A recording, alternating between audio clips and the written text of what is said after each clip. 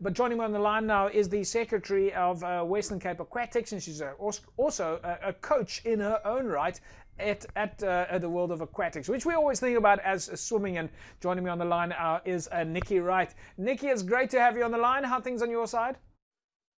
Great, thank you, and thank you for inviting me. Yeah, Nicci, I think it's the first time to have you on the show with us, and of course you have been involved in the world of swimming for a very long time. How did you get started in swimming? Well, it's a long story, but in the short version is my brother was an Olympic swimmer. Wow. He swam with Penny Haynes at the Barcelona Olympics. And so we were always involved with seeing him get up early in the morning and train. And then when I went through my career and I took a break from what I was doing at the time, I started teaching my daughter how to swim, and I thought she might have a potential talent. And that is how I got involved. And then I became a learn to swim teacher because I was convinced that there were ways which could be improved upon. And following from that, I became a swimming coach. All right, so you've all right. So your brother was an Olympic swimmer. That's a great way to get started in swimming. But before we talk about the rest of swimming and aquatics, learn to swim. We've heard this learn to swim, and we've heard a lot about this campaign. Just give us a snapshot. Tell us more about what is learn to swim. Learn to swim is different categories. You can actually start teaching your baby child to swim, a child that can't even walk properly yet. Yeah. But the actual concept of learn to swim is to teach small children, introduce them to water safety, and just to have fun in the water, and hopefully develop that enjoyment of water to become a competitive swimmer at some stage. So how do you go from learn to swim, where it's basically a safety process about making sure that if you fall in the pool or you fall in some water, you're able to swim? How do you go from learn to swim to becoming an active swimmer, someone who maybe joins the club and starts to engage on a more active level? Well, a lot of learn to swim schools are either affiliated through an actual school, Yeah. an educational system, and they feed through the educational system by participating in school galas or doing fun activities at their schools. And then also at the schools, certainly in this country, we have very limited pools. So we do rely very heavily on the school pools. Yeah. But Yeah. most of the school pools have brought upon qualified coaches now, people that are actually registered and accredited. And there the talent spotting begins. You know, you see a youngster who not necessarily looks like a top athlete at that point, but who has a primarily focused and enjoyment of the water. And those are the kind of little children we would like to encourage to develop, learn to squad in a competitive environment and see how it progresses. We seem to be having quite a lot of success with some of our juniors coming through the ranks.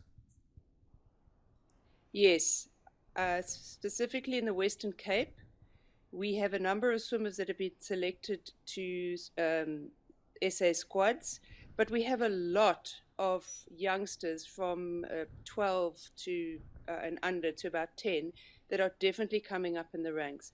There seems to be a more targeted, focused approach to swimming. We're developing a lot of good young coaches, building them up through the ranks. And we also, I think lockdown has taught us with Zoom facilities, we've been able to resource top people to come and speak to us. And I think it's just shown us what is going on in the world of coaching. It's broadened our understanding of what is happening locally and overseas. So yes, I think our youngsters are benefiting from the knowledge that we are getting. So are we heading towards the Chandler Close records, the Olympic levels yet? We definitely have a very talented youngster in Cape Town that is on Chad's level for butterfly. Um, but you know, these youngsters don't come along very often. It's all about the drive and the personality of a child. But definitely, we have a lot of talented youngsters that could get there. Yeah. Circumstances depending. It really is dependent on the nurturing and the ability. how much training do the athletes do? How much do you need to train to become a successful swimmer and head towards that Olympic level? A lot. You need to be, as with any sport, you really, really do need to put the time and effort in. You have to get up when you're sick. You have to just be there, pitch up, Yeah. do the work, get quality sets. You're looking at twice a day, most days. In summer, it's obviously more intensive because they run in cycles. In winter months, we're just busy trying to get fit at the moment. Yeah, yeah, But yeah. yes, so it really depends on the athlete. I know that's a vague answer, but it depends on the athlete, it depends on the coach's methodology towards the training. But it is a tremendous amount of work, and the athletes have to sacrifice a great deal. Nicci, we think that's fantastic that as a sport that you're starting off with almost a social activity, a social responsibility activity with a learn to swim, and then from learn to swim, if you enjoy it, you're in the pool already. It's a return to process. It's a fantastic channel if you wish to get the public involved and have them join a swimming club and stay involved. Yes. So tell us a little bit more, just quickly on a final note then, Nicci, if folks want to join a swimming club, if you want to become a swimmer, and we of course know that you've got the other sport codes as well, but if you want to join a swimming club, how do they find out more about joining Cape Town swimming or Overberg swimming or Cape Wineland swimming in the Western Cape? Well, most search engines are excellent. If you Google swimming clubs, either a Facebook profile will come up, or it'll take you straight to a website. The only thing I would suggest is we have a lot of good swimming clubs in the Western Cape. Just make sure that the coaches are registered, accredited people, that they're not just, it's just a safety measure. Yes. And those coaches will be affiliated to Western Cape Aquatics. Yes. Yeah. And they affiliated to Western Cape Aquatics, affiliated to Swimming South Africa. Yes. And at least then you know that person is doing the right thing, getting police clearance checks, because when dealing with children, you obviously want to make sure that those things are in order.